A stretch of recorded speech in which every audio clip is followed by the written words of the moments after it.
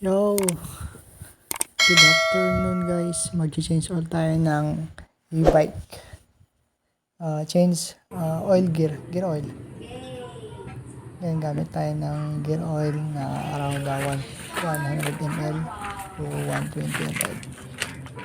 Bili lang sa motor shop. Pwedeng gamitin. Gamit lang ng wrench na or socket wrench na 10 mm para matanggal yung langis. So, mag-drain muna tayo gamit ang 10 mm pantanggal sa bolt na pinakailalim. Yung matagal na kasing hindi nalagyan ng gear oil, kaya maglalagay tayo ng bagong langis. Nakahanda na rin yung pansahod.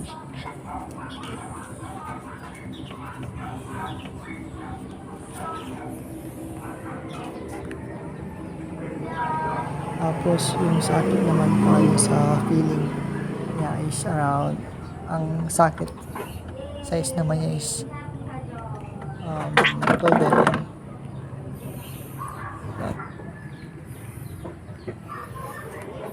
Tapos konti lang din yung langis na natira.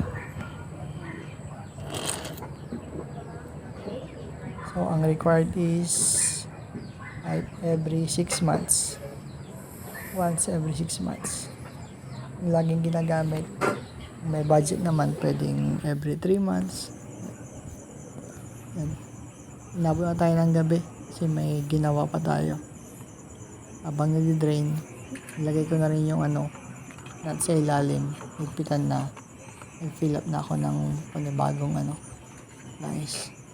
Sa mga N1 kasi medyo malalim yung yung motor, yung gear part. So ayan, kailangan mong pisil-pisilin para mabilis maubos, para masalin agad. Ayan. So gawin lang kadali magpalit ng gear oil. Double check din yung sa ilalim kung may tumatagas, pero okay naman, tamang higpit lang, hindi ganong mahigpit.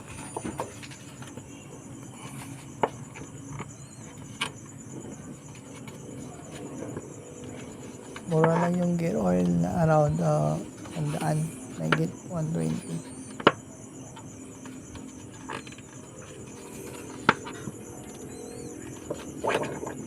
So okay na rin pag maalaga tayo sa e-bike. So yan. One.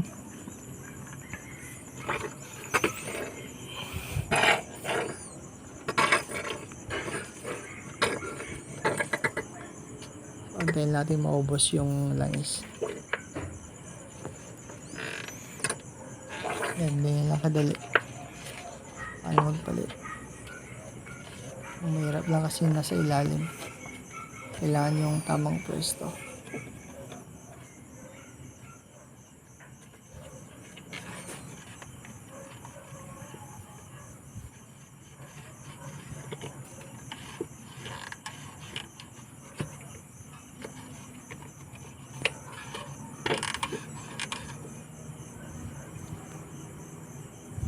Yan, malapit na maubos.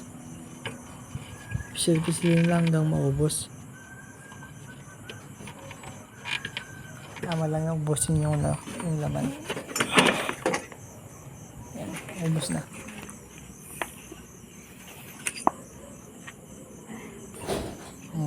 Yan.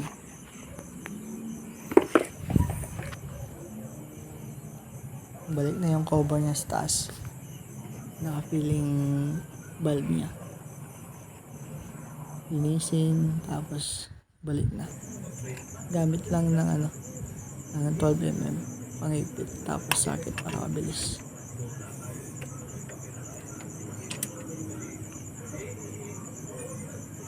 Yan guys, yan lang kadali paano magpalit ng gear oil.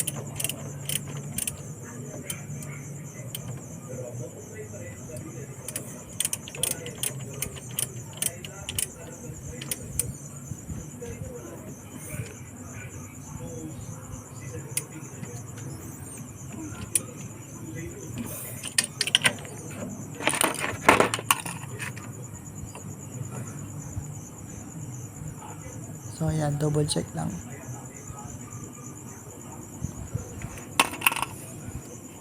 Ayan. So, okay na. Tapos, punasan na lang. Ayan, hindi na nakadali. Inabot na tayo ng gabi kasi may mga ginawa pa tayo. Naglagay tayo ng extra voltmeter sa e-bike. So, yun na. Good. Salamat.